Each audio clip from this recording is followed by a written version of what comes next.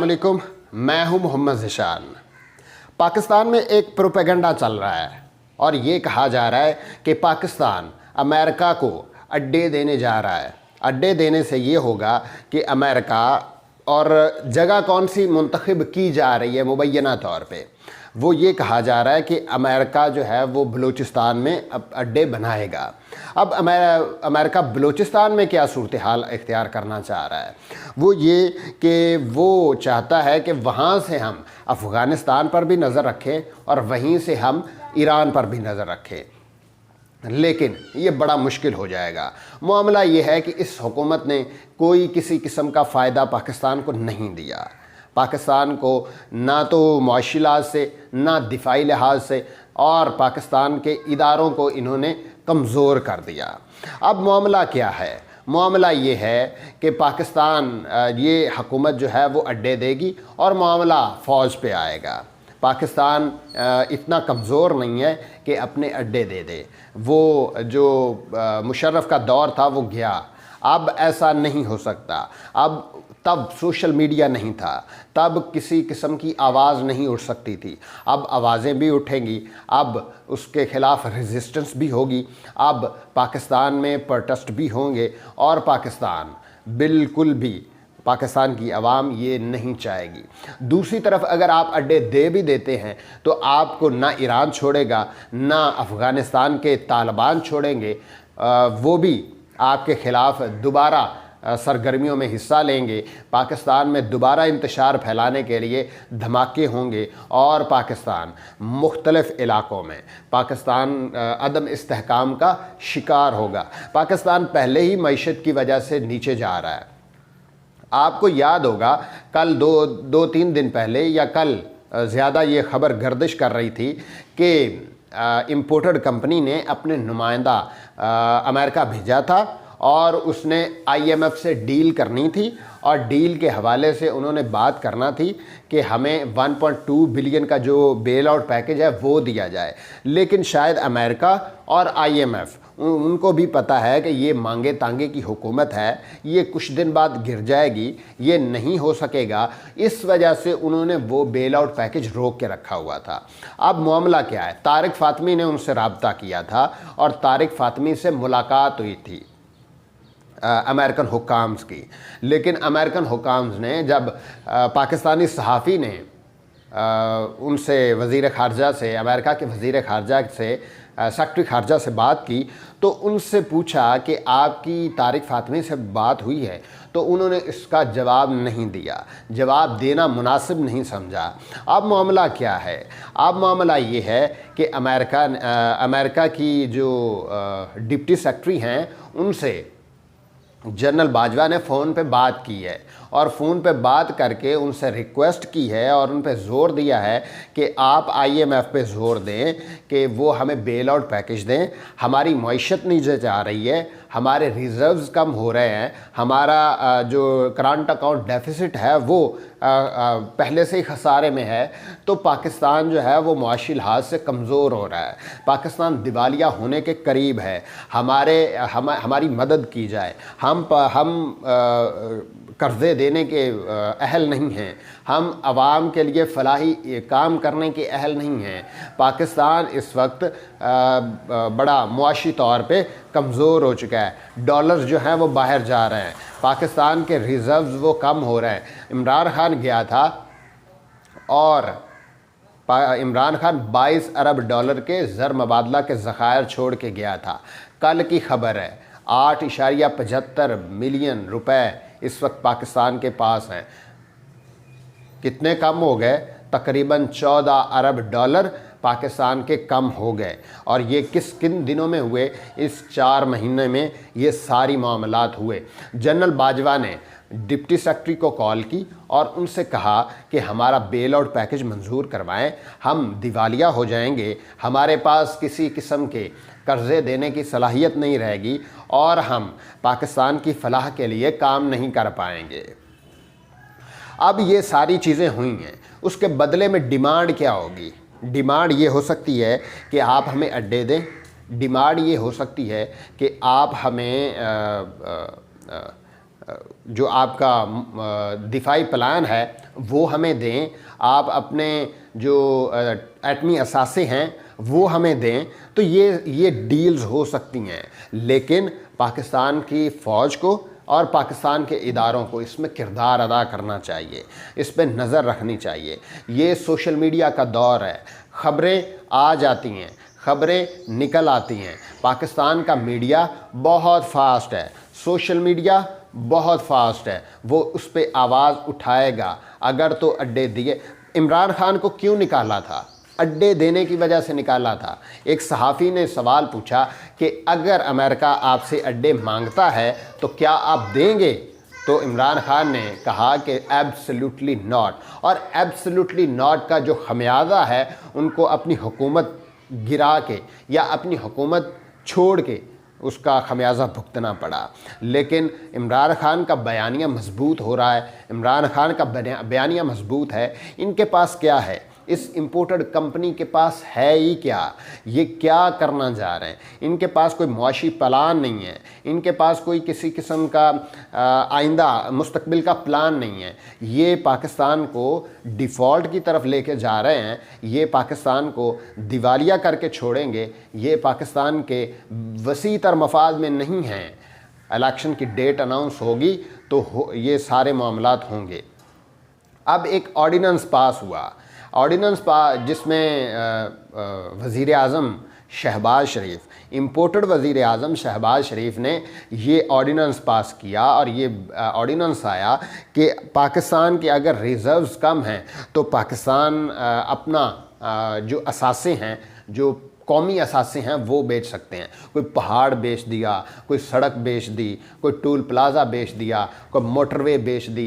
तो ये ऑर्डिनेंस जो है वो इस वक्त असम्बली में पास होने जा रहा है, शायद हो चुका हो, लेकिन मेरी इत्तलात के मुताबिक ये पास होने जा रहा है। और पाकिस्तान इस पे काम कर रहा है, इस इंपोर्टेड कंपनी उस पर काम कर रही है। अगर ऐसा हुआ तो पाकिस्तान के हालात बहुत ख़राब हो जाएंगे, पाकिस्तान किसी सूरत भी ऊपर नहीं उठ सकेगा। पाकिस्तान के रिज़र्व्स हमेशा से कम जा रहे हैं। पाकिस्तान का करंट अकाउंट जो खसारा है वो नवाज़ शरीफ के दौर में सबसे ज़्यादा था, 20 अरब डॉलर करंट अकाउंट खसारा था। इमरान खान उसे सरप्लस में लेके आया और 22 अरब डॉलर के ज़ेर मुबादला के ज़खायर छोड़ के गया। ये 20 तरफ खसारा एक तरफ, 22 अरब डॉलर जो हैं वो एक तरफ थे। अब एक और बड़ी अहम खबर आई है, चीनी सदर और जो बाइडेन के दरमियान मुलाकात हुई है।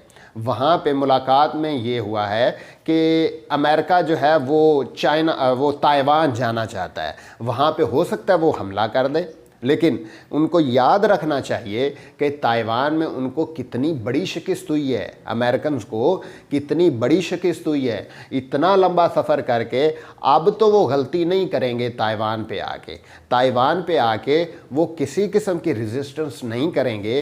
अब जो चाइना है वो ताइवान को अपना ही हिस्सा समझता है, जैसे अमेरिका ने बरतानिया ने आयरलैंड को अपने ज़ेरे नगीन किया हुआ है, जैसे ऑस्ट्रेलिया को अपने ज़ेरे नगीन किया हुआ है। इस तरह और भी बहुत सारे ममालिक हैं, चेक रिपब्लिक है।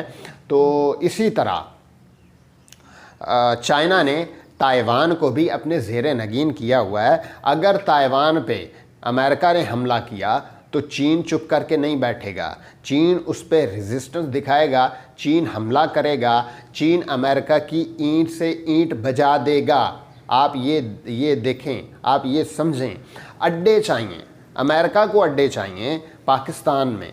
और पाकिस्तान, ये इतना लंबा सफ़र अमेरिका कैसे तय कर सकता है? और पाकिस्तान उसके सेंटर में है। पाकिस्तान में वो सेंटर में इस वजह से है क्योंकि पाकिस्तान के जो मामलात सारे एशिया के साथ बड़े अच्छे हैं।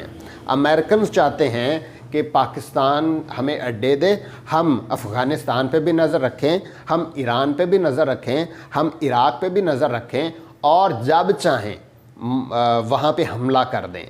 लेकिन ये इतना आसान काम नहीं है, इतना आसान काम होगा नहीं, क्योंकि उधर से आपने 20-21 साल अफ़गानिस्तान के ख़िलाफ़ जंग लड़ी, लेकिन आपके हाथ क्या आया? कुछ नहीं आ सका। आप वहाँ से दुम दबा के भागे हैं, आपके पास ना कोई प्लान था। आप टूटी जूती वालों की आप उससे शिकस्त खा के भागे, आपने जान छुड़ाई कि और अमेरिका ने पाकिस्तान से मदद तलब की कि हमारी जान छुड़ाएं, हम ये जंग नहीं लड़ सकते। वो वहाँ से भागे और आप क्या समझते हैं आप दोबारा आएंगे तो दोबारा उस पर काबिज हो जाएंगे? नहीं हो सकेगा। पाकिस्तान भी अब वैसा पाकिस्तान नहीं है कि एक फ़ोन कॉल आई और लेट गए, अब वैसा नहीं होगा। ये इम्पोर्टेड कंपनी है, लेकिन मेरे ख़्याल से ये इम्पोर्टेड कंपनी भी नहीं कर पाएगी। पाकिस्तान जो है वो रद्द अमल देगा, पाकिस्तान की अवाम रद्द अमल देगी। एक और बड़ी अहम खबर है, DGISPR के जो ऑफिशियल अकाउंट है उससे एक पोस्ट शेयर की गई है, और वो पोस्ट किस हवाले से है? इमरान खान के हवाले से है कि इमरान खान के बारे में उसमें तस्दीक की गई है। अब अगर तो ये मामला दुरुस्त है, DGISPR का ऑफिशियल अकाउंट जो है फेसबुक का पेज, उससे अगर शेयर हुई है तो हमारे जो DGISPR हैं उनको DGISPR को वजाहत देनी चाहिए। हो सकता है अब सोशल मीडिया का दौर है, इलेक्ट्रॉनिक मीडिया का दौर है, या हैकर्स का दौर है, तो हो सकता है कि अकाउंट हैक हुआ हो सकता है उसके एडमन्स जो हैं एक से ज़्यादा हों, हो सकता है किसी एडमन्स के बच्चे ने वो मोबाइल पकड़ा हो और शेयर कर दिया हो। तो इस बारे में वजाहत आनी चाहिए कि किसने वो पोस्ट शेयर की, कहाँ पे ये मामला हुआ। पाकिस्तान के जो एक ऑफिशियल अकाउंट है उससे एक पोस्ट कैसे शेयर हो गई, और वो ऐसी पोस्ट जिसमें इमरान खान के ख़िलाफ़ तज़हीक आमेज़ लफ्ज़ इस्तेमाल किए गए हों। शायद उम्मे हबीबा नाम की पोस्ट है जिसको DGISPR के अकाउंट से शेयर किया गया है। अब ये वजाहत आनी चाहिए, ये छोटी सी खबर थी। इसके अलावा जो स्पीकर पंजाब असम्बली है उसका इंतखाब हो गया है। सब्तैन खान पंजाब असम्बली के नए स्पीकर मुंतखब हो गए हैं, और इसके अलावा टोटल जो वोट कास्ट हुए थे वो 364 हुए थे, उसमें से 175 वोट जो हैं वो अपोजिशन को मिले हैं और 185 वोट वो हुकूमत को मिले हैं। हुकूमत ने 185 वोट पे कास्ट किए हैं और अपोजिशन को ने 189 वोट कास्ट किए, जिसमें से 4 वोट मुस्तरद हुए हैं, मतलब कि 175 वोट कास्ट हुए हैं, 4 वोट मुस्तरद भी हुए हैं। तो इस तरह सब्तैन खान पाकिस्तान तहरीक इंसाफ और मुस्लिम लीग काफ के मुश्तरका उम्मीदवार पंजाब असम्बली में स्पीकर मुंतखब हो गए हैं। पहले स्पीकर कौन थे? परवेज़ इलाही थे। वो पाकिस्तान के सबसे बड़े सूबे के वज़ीर आला थे। अब ये मनसब जो है वो सब्तैन खान के हिस्से में आया है और पाकिस्तान उम्मीद की जा सकती है कि वो बेहतर तरीके से इनको चला सकते हैं। इमरान खान का इंटरव्यू आया, अरशद शरीफ साहब के साथ इंटरव्यू किया गया और उसमें ये कहा गया, और एक अरशद शरीफ ने सवाल पूछा कि पाकिस्तान जो है वो बेल आउट पैकेज लेने के लिए तागदो कर रहा है। अगर पाकिस्तान के जो सियासतदान हैं या पाकिस्तान की जो हुकूमत है उनको नहीं मिला तो जब उनको नहीं मिला तो जनरल बाजवा ने अमेरिकन डिप्टी सेक्रेटरी को कॉल की और उन पे ज़ोर दिया कि हमारा बेल आउट पैकेज के लिए IMF पे दबाव डालें। तो इमरान खान ने क्या कहा? इमरान खान ने कहा कि ये इम्पोर्टेड कंपनी है, ये मांगे तांगे की हुकूमत है, ये किसी किस्म के इन पे ना किसी मुल्क को एतबार है। ये अमेरिका गए, वहाँ पे इनको किसी किस्म का एतबार नहीं किया गया, वहाँ से इन्हें कुछ नहीं मिला। ये सऊदी अरब गए, वहाँ से इनको कुछ नहीं मिला। ये दुबई UAE गए, वहाँ से इनको कुछ नहीं मिला। ये तुर्की गए, उन्होंने इनको कुछ नहीं दिया। ये चाइना के हवाले से चाइना के साथ मदद की डील करते रहे, उन्होंने नहीं किया, क्योंकि सबको पता है कि ये कुछ दिन की मेहमान है, कल को ये ख़त्म हो जाएगी। और अगर नहीं हुई तो पाकिस्तान बड़ी मुश्किल में आएगा।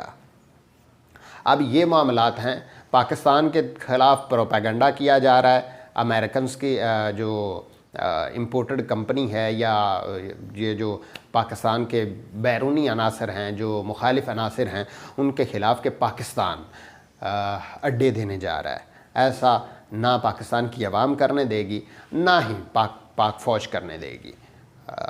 इम्पोर्टेड कंपनी जो है वो मुश्किल में आ जाएगी।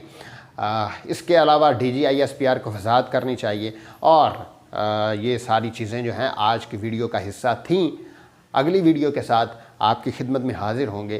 तब तक के लिए खुदा हाफिज़।